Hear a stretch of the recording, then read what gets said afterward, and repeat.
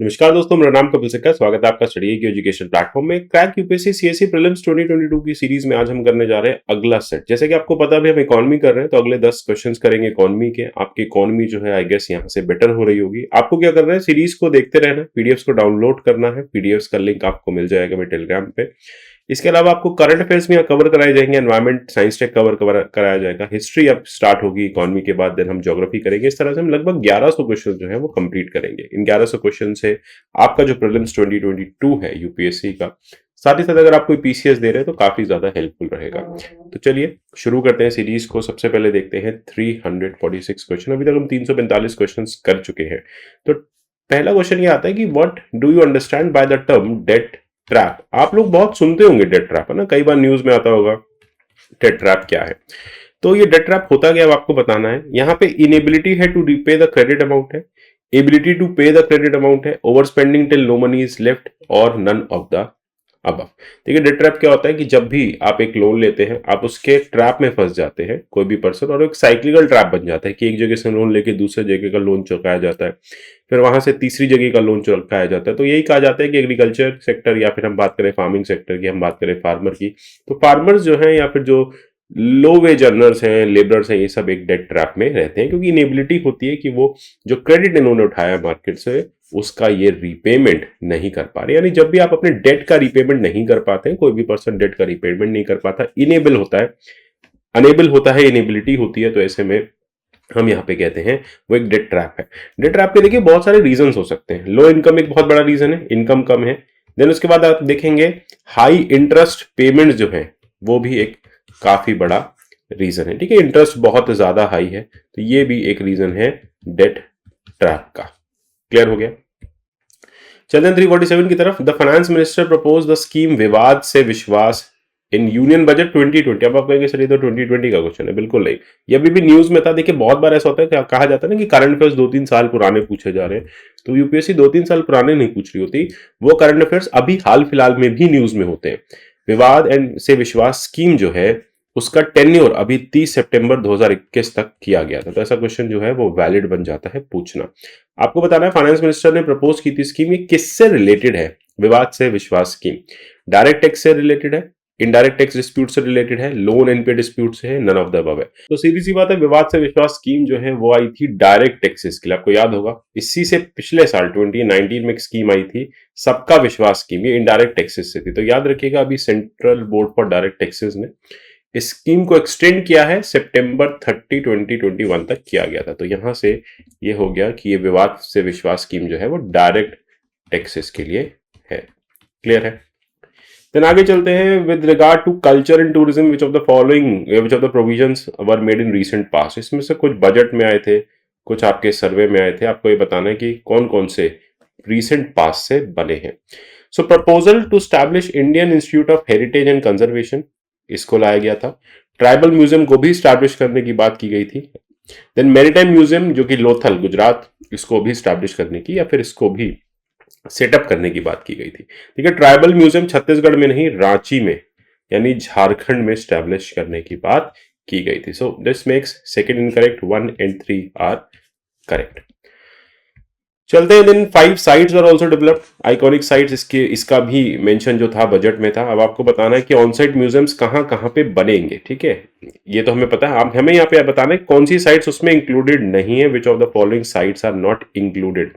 Rakhigarhi, Hastinapur, Daimabad, Dholavira and Adichanallur. ठीक है, तो आपको बतानी कौन सी साइट्स यहाँ पे आइकॉनिक साइट्स पे ऑन साइट म्यूजियम नहीं बनाया जाएगा। सिंपल सी बात है, 3 जो है इसका करेक्ट आंसर है दीमाबाद महाराष्ट्र। राखीगढ़ी, हस्तिनापुर, शिव सागर, धौलावीरा और अधिचलनौर। फिर आगे चलते हैं। Consider following statement with regard to total factor productivity, TFP के बारे में जानना। कहा जाता है जितनी टोटल फैक्टर प्रोडक्टिविटी होती है उतनी हायर ग्रोथ होती है। इतना चलो मैंने आपको बता दिया। ये होता क्या है, रेशियो होता है टोटल आउटपुट यानी जीडीपी का और weighted average of input labour and capital. ठीक है, यानी टोटल आउटपुट जीडीपी का प्लस आपने उसमें कितना average labour and capital incorporate किया है। तो ऑब्वियसली बात है जब ये बढ़ेगा तो ग्रोथ जो है वो बढ़ेगी ही बढ़ेगी। ठीक है, हायर टीएफपी है तो इससे हायर ग्रोथ होगा।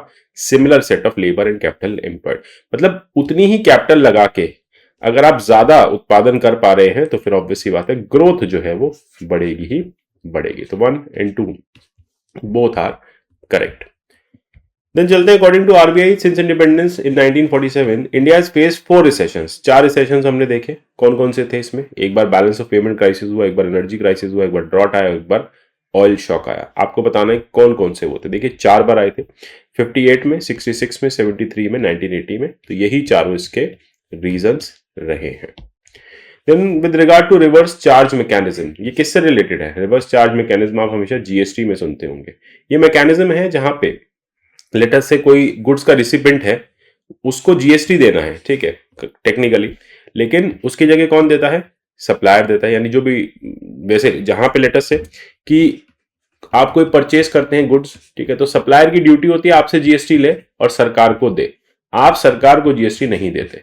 लेकिन यहां पे अगर हम बात करें रिवर्स चार्ज मैकेनिज्म की, तो रिसिपेंट, अगर आप गुड्स परचेस कर रहे हैं तो यहां पे क्या होगा? सप्लायर नहीं दे रहा है, आप दे रहे हैं जीएसटी को। ई कॉमर्स कंपनीज पे यूजुअली ज्यादा अप्लाई होता है, क्योंकि ई कॉमर्स कंपनीज को यहाँ पे जीएसटी जो है इस रिवर्स चार्ज मैकेनिज्म से देना पड़ता है।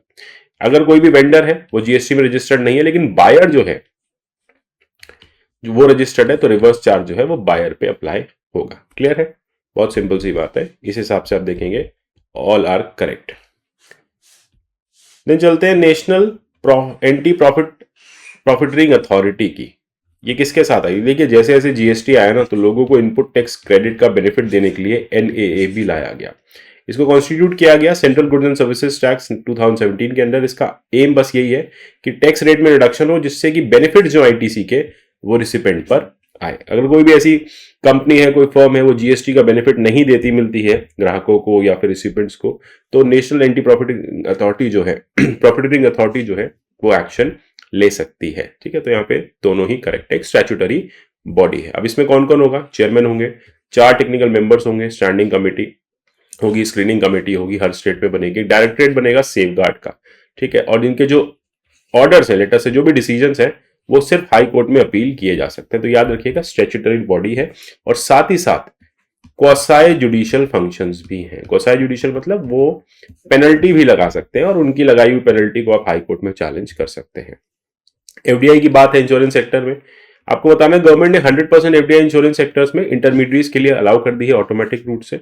इंश्योरेंस इंटरमीडिएट जो है, यानी जो इंश्योरेंस बेचते हैं जैसे पॉलिसी बाजार वगैरह, ये इंटरमीडिएट्स हैं।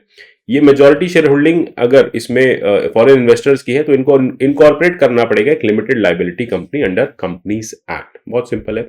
यहाँ पे 2 is correct, 1 is not correct. क्यों?